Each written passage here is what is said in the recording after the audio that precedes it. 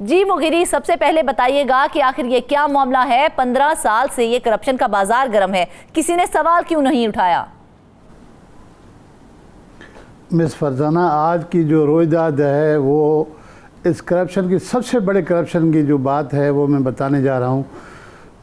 सिंध भर में जितने दफातर हैं ज़िले अकाउंट्स अफसरान के, उनको कंट्रोल करता है एजी सिंध, अकाउंटेंट जनरल सिंध और महकमा ख़जाना सिंध। तो मोस्टली इन दफातर में करप्शन के जो मामलात हैं वो गुज़श्ता 15-16 सालों से इस सतह पर पहुंच गए हैं कि अभी तक उन पर कंट्रोल नहीं किया जा सका है और अरबों रुपए सालाना नुकसान हुआ है, अरबों रुपए का। जैसे आपने बताया कि एक तरफ सरकारी ख़जाने को बहुत बड़ा टीका लग रहा है, दूसरे तरफ जो मुस्तकीन हैं, जो जीपी फ़ंड पेंशन के हकदार हैं, रिटायर होने के बाद जब जाते हैं तो उनकी पेंशन बंद हो चुकी है, उनकी जीपी फ़ंड के पैसे नहीं मिल रहे हैं। ये 2 सालों से बहुत सारे बेचारे परेशान हैं, उनको पेमेंट नहीं मिल रही है। 2009-10 से ये पहली बार इंकशाफ हुआ कि हैदराबाद में पेंशन और जीपी फ़ंड में बहुत बड़ा फ्रॉड हुआ, कोई 2.5 अरब रुपए का। ज़िले अफसर था सिकंदर अबड़ो, उसने और उसके जो दीगर साथी थे, उन्होंने जीपी फ़ंड और पेंशन में 2.5 अरब रुपए की गलत अदायगियाँ की। जब मामला खुला तो नेब ने उसकी इन्वेस्टिगेशन की, ठीक है, और मीडिया में खबरें आई तो वहाँ से वफाकी हुकूमत की जानिब से नोटिस लिया गया और अकाउंटेंट जनरल को कहा गया सिंध को कि इसकी इन्वेस्टिगेशन करें। तो उस वक्त अकाउंटेंट जनरल सिंध के एडिशनल थे अकाउंटेंट जनरल साजिद अली खान, उन्होंने उसकी इंक्वायरी की तो उनको भी उन्होंने राज़ी कर दिया, उनको खुश कर दिया। उन्होंने लिख दिया कि जी बिल्कुल कुछ नहीं हुआ है। ठीक है। नतीजे में ये हुआ कि नेब की जानिब से जो इंक्वायरी की गई, छापे मारे गए, उसमें कुछ अफसरान के घरों से करोड़ों रुपए बरामद हुए और सोना, गाड़ियां, बहुत सारी चीज़ें बरामद हुई। नेब ने जब वो कार्रवाई दिखाई तो जिसके नतीजे में एक और भांडा खुल गया कि जब आपके अफसर ने कहा, एडिशनल अकाउंटेंट जनरल ने साजिद अली खान ने, कि कुछ नहीं हुआ, ये नेब ने कहाँ से रिकवरी की? उन लोगों ने खुद कहा कि जी हमने ये गड़बड़ की है।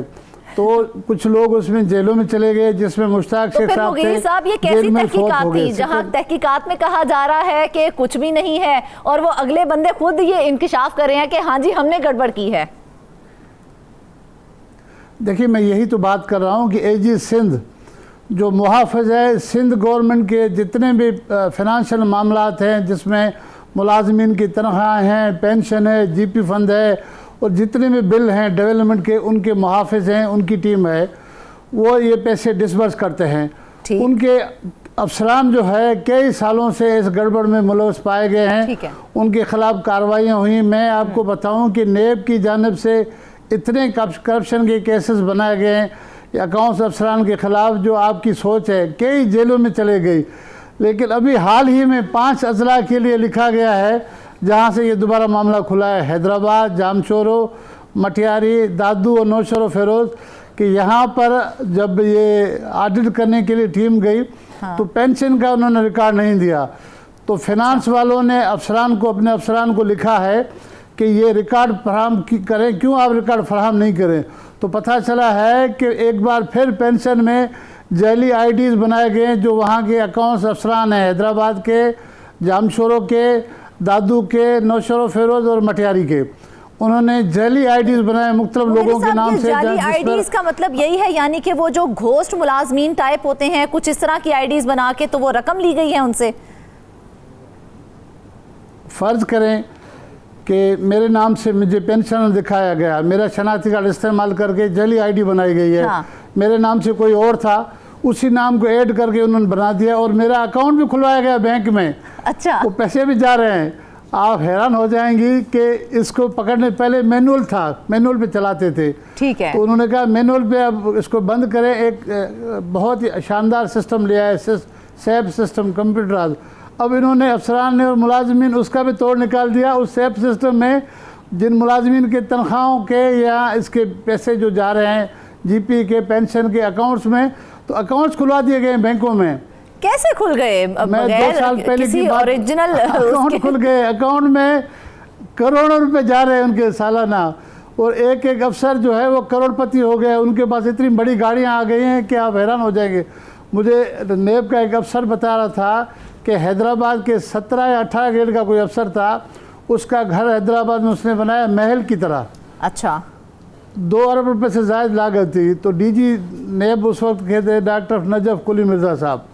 जब उनको उस बारे में बताया तो वो खुद चले गए देखने के लिए। उन्होंने कहा कि मैं 21 ग्रेड का पुलिस ग्रुप का अफसर हूँ, मेरे पास एक छोटा सा फ्लैट है, ये 17-18 ग्रेड का 2 अरब रुपए का इसने कहाँ से बनाया है। बिल्कुल। तो इस तरह से बहुत सी दास्तानें हैं, इनके खिलाफ कार्रवाइयाँ हो रही हैं, फिर भी ये बाज नहीं आ रहे हैं। और फिनांस की जानिब से अपने मुलाजमीन की नौकरियाँ ख़त्म की गई हैं, लेकिन एजी सिंध की जानिब से अभी तक कोई ख़ास कार्रवाइयाँ हमें देखने में नहीं आ रही हैं। लेकिन मुगीरी साहब, जब ये मामला खुला, जब ये मामला सामने आया कि जब तहकीकात की गई, उस वक्त तो कुछ सामने नहीं आया, लेकिन उसके बाद मुलाजमीन ने खुद ही कहा जी हाँ जी हमने कोई गड़बड़ की है, तो उसके बाद कोई तहकीकात की गई? मैं वही तो बता रहा हूँ कि नेब की तहकीकात में मुलाजमीन गिरफ्तार हुए, जेलों में गए, रिकवरीज हुई। ठीक है, रिकवरीज हुई, उनके घरों पे छापे पड़े, जी हाँ हुई, उनकी नौकरियां चली गई। लेकिन जो बाद में आए उन्होंने इतने पैसे कमाए कि वो खुद भी खा रहे हैं, ऊपर एजी सिंध में जो उनके मामले बैठे हैं या महकमा खजाना में जो उनको सपोर्ट करने क्या फायदा हुआ मुगीरी साहब? ऐसी तहकीकात का क्या फायदा, रिकवरी का क्या फायदा कि आने वालों ने उससे भी ज्यादा खा लिया है।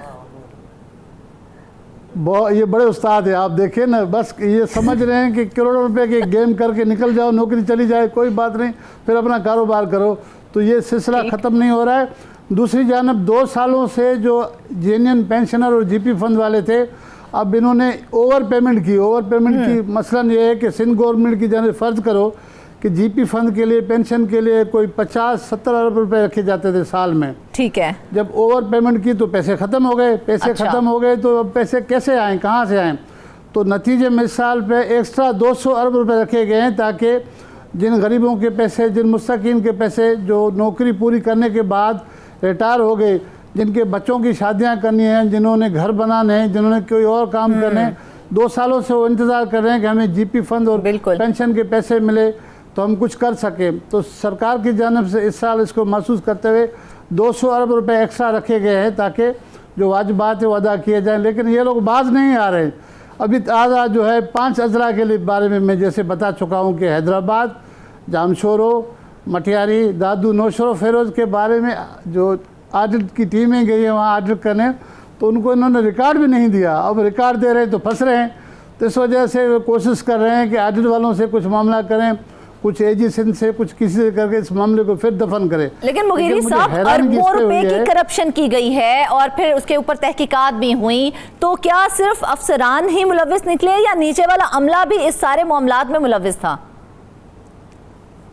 देखिए, दोनों हैं।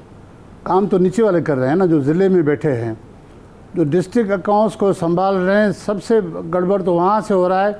और वहाँ से फिर उनके जो बैक करने वाले जैसे एजी सिंध में बैठे हैं और यहाँ फिनांस में कुछ बैठे थे या बैठे हैं, तो फिनांस में मैंने देखा है कि काफ़ी कार्रवाइयाँ हुई हैं, नौकरियाँ चली गई उनको सज़ाएँ हो गई। लेकिन जो एजी सिंध वाले साइड पे शायद कोई एक आधे के ख़िलाफ़ कार्रवाई हुई है, बाकी कार्रवाइयाँ मुझे नज़र नहीं आ रही हैं। हाल ही में एक करप्शन का बहुत बड़ा मामला आया। जून में एक अदायगी के लिए उनके एजुकेशन सेक्शन के इंचार्ज देदा दिलेरी से 8% मांग रहा था बंदे से। अच्छा। उन्होंने कंट्रोलर जनरल ऑफ पाकिस्तान को शिकायत की। उन्होंने इंक्वायरी बिठाई है, 1 महीना हो गया है, इंक्वायरी अफसर जाहिर नहीं हुआ है कि वो कहाँ है। आप देखें, इतनी बड़ी पुष्ट पनाही हो रही है इन लोगों की।